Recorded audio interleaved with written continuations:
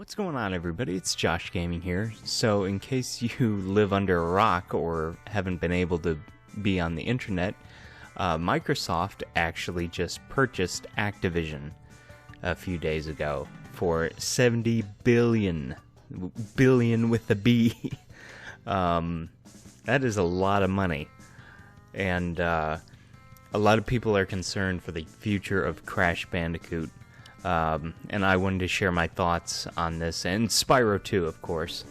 And I wanted to share my thoughts about why I believe this is a good thing, and to try to alleviate some concerns. The first thing that people usually think of when they think of Microsoft, they think of Banjo-Kazooie and what happened with them.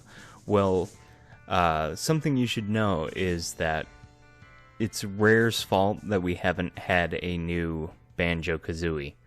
Pretty much most of the team that worked on the original Banjo-Kazooie and Banjo-Tooie and Nuts and Bolts left, and the new Rare has absolutely no desire to go back and revisit old IP. Phil Spencer said in an interview that it is completely up to Rare. They are welcome to make a new Banjo-Kazooie. So it's not Xbox that's keeping Banjo from getting a new game. It's Rare. But with this new acquisition, maybe we can get Toys for Bob to actually make a Banjo-Kazooie game. I would absolutely love that, and I would play that forever. But some of the other things that people are worried about is exclusivity for Crash and Spyro, and honestly, I do think they're going to be exclusive.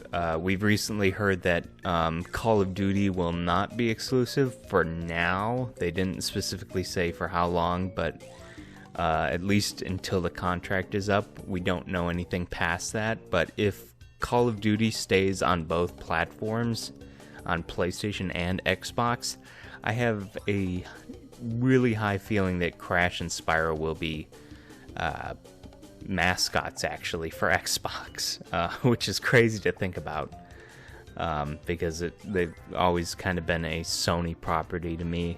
But I just think that it makes a lot of sense. They want something to compete with Ratchet and Clank, and I can definitely see Crash and Spyro getting a huge budget and having a major release that with graphics that look just as good as Ratchet and Clank, with the high quality fur and the ray tracing in the eyes. And can you imagine how awesome that would be to have a Crash and Spyro game that looks that good, given a huge budget and, you know, all these visual effects and ray tracing and the works? That would be absolutely incredible. I would love that. But, you know, some people are upset about the exclusivity. We don't know for certain yet. This is just me speculating, of course. But I do think that they're probably going to end up being exclusive. I know that probably is going to make a lot of people upset who don't have Xboxes, but maybe that's something that I honestly think it'll be a system seller. I can definitely see something like a Ratchet and Clank-esque Crash Bandicoot and Spyro, like that level of quality, being enough to sell more Xboxes. And they know that Crash and Spyro are huge, and I think if they released, like, you know, Crash 5 and Spyro 4 and give it that kind of level of polish and make a huge deal about it, commercials, and, you know, and make it just as big as Ratchet and Clank, where you see it everywhere, billboards and all that kind of stuff. And Microsoft definitely can do that. They have the money, clearly. I can definitely see that being a system seller where it's enough to get people to buy new consoles. And, you know, it's so funny.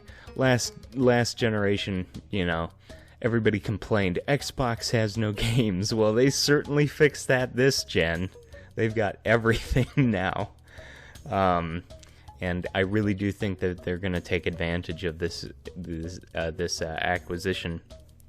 I do think that they're going to kind of do the same thing that Bethesda did with the case-by-case basis for, exclusivity. We know that, the Indiana Jones game, that's going to probably be exclusive. We do know for 100% sure that Elder Scrolls and Starfield are going to be exclusive. So, but yet games like Banjo-Kazooie, which recently got released on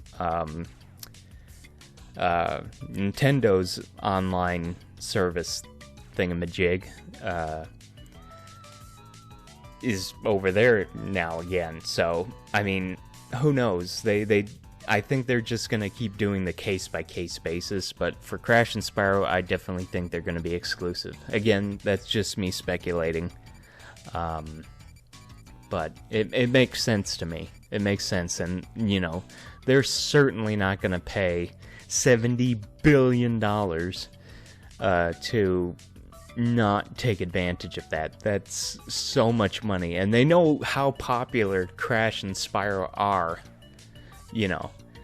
And to me that makes sense. Crash and Spyro are very popular characters. Like, the amount of hype when Insane Trilogy and Reignited Trilogy came out, that wasn't a small market, and the remakes and even Crash 4, has sold pretty decently. So, even though that's not like riding on the nostalgia, the games have sold decently, and even with a game with a better budget and, like I say, that level of quality, I can definitely see that selling just as good as Ratchet and Clank and becoming a huge staple for Xbox. But yeah, that's my thoughts on that. But as far as worrying about if Crash and Spyro are ever going to get games again, I wouldn't worry. I actually tweeted about this, and Phil Spencer just said recently in an interview that he's really interested in working with developers to bring back games he loved from his childhood. Obviously, he's in referring to Crash and Spyro there in the interview talking about it. And even I tweeted about that and said, hey, Crash and Spyro are going to be fine, nobody panic, everything's going to be fine, we're in good hands. And the Toys for Bob co-creative officer, he actually liked my tweet, so honestly I think we'll be alright. I'm not worried about it. I think it's going to be a really great thing for these guys, with what Activision has been doing, taking Toys for Bob and shoving them onto Call of Duty, shoving literally every studio onto Call of Duty. And we already know from Phil Spencer himself saying that he wants Microsoft wants Call of Duty not to be a annual yearly thing anymore, which is fantastic because that gives these companies a break. Maybe get one studio to work on Call of Duty, and if it takes 2 years, great. 2-3 years, that's absolutely fantastic. Even better. More time to polish, and these other studios, Toys for Bob, and I was going to say Vicarious Visions, but they're dead. Thanks, Activision. And Beanox and whatever else can work on Crash, Spyro, maybe Banjo. I would love that. And more, child-friendly IP characters. And I really hope... but I do believe that that's what's going to happen. Obviously, in the interview, he wouldn't have said, when asked about, the Activision IPs they're acquiring, he would have said, well, we don't have any plans at the moment. But he seems really energetic and excited to work on Crash and Spyro, and I think we can definitely expect some new Crash and Spyro games when this acquisition deal goes through. And I'm very excited about it. I think I really do see good things in store for Crash and Spyro, and I think in my personal opinion, I think this Microsoft deal actually saved Crash and Spyro again. You know, they were dead for a long time and just have recently come back, but we haven't heard anything about Wampa League. We just know a few minor details. We don't even know if it's still in development. Some people are saying it's canceled. Other people have said it's gotten delayed. Just a lot of uncertainty about it. Spyro is just completely gone off the radar. The Spyro Twitter account hasn't tweeted for, oh gosh, I don't know, since like last June. Spyro's just kind of like taking a break or who knows what. And I think this actually might save them, this acquisition, because it seems like Activision's current mindset before the acquisition is just Call of Duty. That is all that matters, because that's the only thing that makes us money. And we can shove microtransactions into it and whatever, and nobody cares. And I think that is a bad mindset to have, because you've got all these amazing IPs. You own so many, and you're just wasting them, you know.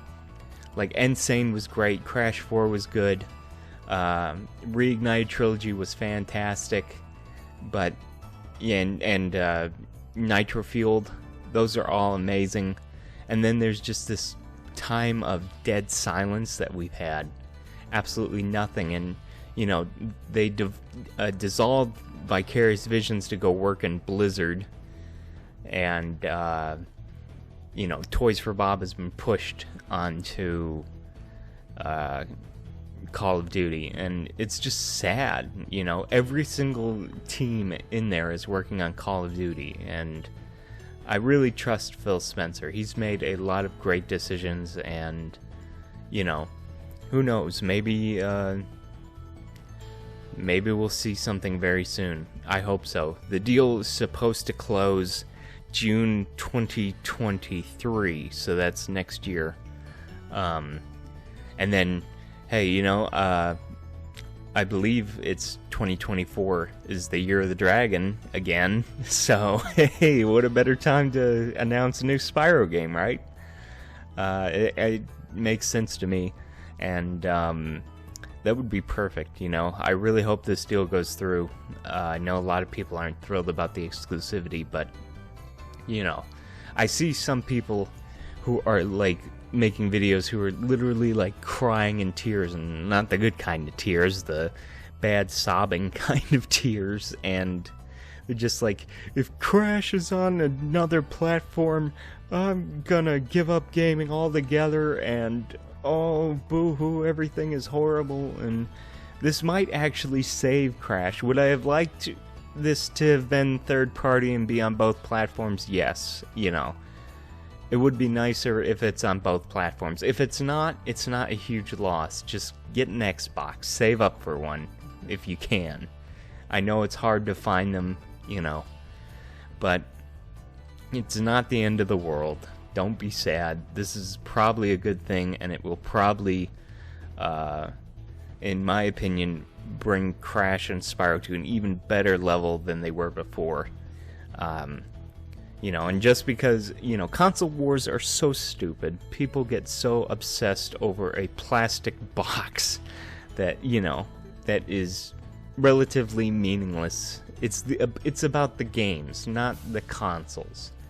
You know, I've always been a PlayStation fan, and, you know, I grew up with the PlayStation 1. That was my first console. Spyro 2, Ripto's Rage was my first ever video game. aside from those old PC point-and-click adventure games, but I don't really count those. But it's just, it's sad that people are so obsessed over something like that. Just get an Xbox. It's a really great console. Honestly, for me personally, this generation, it's my favorite console. The backwards compatibility is amazing, something PlayStation 5 is severely lacking in.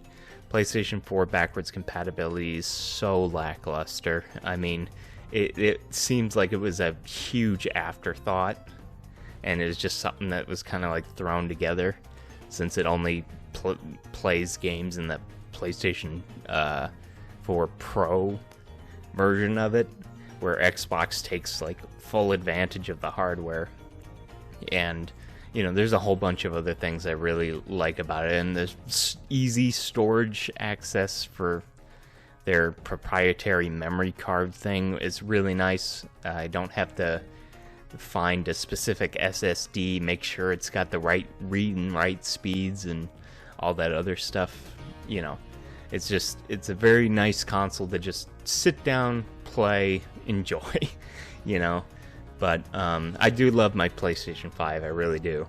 But it's so crazy because last generation, I was all about the PlayStation 4. It was my favorite console. I loved everything about it. I still love it. I still sometimes go back to it just because I actually do like the folders and everything a little bit better than the PlayStation 5. But this gen, it's completely the other way around, and Xbox is my favorite, and I never would have thought. But don't knock it till you try it, I'll say that, because it's a really great console, and there's plenty of games on there. If you're like, well, I'm not buying a $500 console for just Crash and Spyro, well, you maybe try some third-party games on there. They look and run great. 360 games work, most of them. Original Xbox games. There's a ton of games that you can get and try, and you might want to consider it. And especially like PS3 era games. Those are really great on the 360. On Xbox Series X. It makes games look fantastic from that era, and like example, Sonic Unleashed runs at 60 frames a second.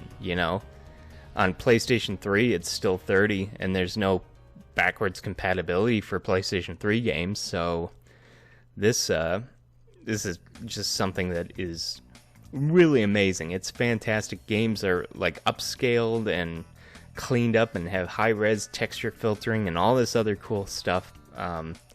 Like another one that I absolutely love is Red Dead Redemption on there. It's basically a remaster. It looks so clean and clear, and with that high-res texture filtering stuff, it makes it look like it could almost live up to being a modern game. It looks amazing.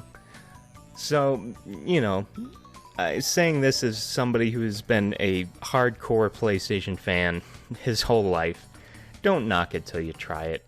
Maybe you can save up some money for an Xbox, it's a thought. But I do think Crash and Spyro are in good hands, and maybe there's a chance for Banjo. I really hope so. It's been way too long since we've got a Banjo-Kazooie game, and I've been talking for way too long. My throat's starting to cut out, but I wanted to give you guys a look at my thoughts on it and why I'm excited and why I think this is a good thing. And I hope this alleviates some of your concerns. I'd love to talk with you more about this in the comments. So if you enjoyed this video, let me know. What are your thoughts on Crash and Spyro becoming Xbox characters? Do you think they're going to be exclusive? Do you think there's maybe a better chance for Crash and Spyro to be in other games that Microsoft allows? Like, I don't know. Hey, maybe they could be the next Super Smash Brothers characters if they make another one. Who knows? They could be the Microsoft character. Alongside Banjo-Kazooie, maybe. That would be really cool. But, who knows? There's a lot to think about. And, one more thing before I end this. I wanted to talk about this. What do you guys think about the PlayStation 1 games being ported onto Series X? I would think that would be amazing if they could pull that off, you know? Have like an original trilogy collection of the original 3 PlayStation games on Series X. I would totally buy that. Same thing for Crash, you know? Crash and Spyro getting Year of the Dragon and Ripto's Rage and the first game, and with Crash getting Cortex Strikes Back and Warped, and the original Crash Bandicoot, all on Series X playable. That would be amazing. Like, even if they just sold it as, you know, like a I don't know, 3-pack, and you can just whatever. I would totally buy that. That would be amazing. You know, like I guess, PS1 version of Reignited Trilogy. Just call it the, you know, Spyro PS1 Trilogy. Slap it in a box, sell it in the store. I'm sold. I will buy that immediately. That would be amazing, and it would be so cool to play that with the, like, upgraded, you know, features of the Series X. Maybe they could add, like, auto HDR. That would be cool. Maybe they could add, like, ray tracing. I know that some games can do that. That would be so cool. I don't know if they could ever get that to work, and I know that they lost the original Insomniac code and whatever from a Move, but maybe they could use some kind of emulator thing and print it on a disc. I don't know. I don't know if it's possible, but if they could pull that off, that would be amazing. I would buy that immediately. Or even if it was just like a digital version, maybe they could just take like the digital version off the PlayStation 3 store and put that on the Xbox store. I would buy that again. I would totally buy that. Anyway, what do you guys think about that? I'd love to hear your comments. And would you buy a Series X for Crash and Spyro? Would that be, if they became exclusive, would that be something that would be enough for you to want to get a Series X? Or do you already have a Series X? Are you looking forward to this? Do you think this is a good idea? Let me know your thoughts in the comments below, and thank you guys so much for watching and for listening to me rant for 24 minutes. Take care, guys.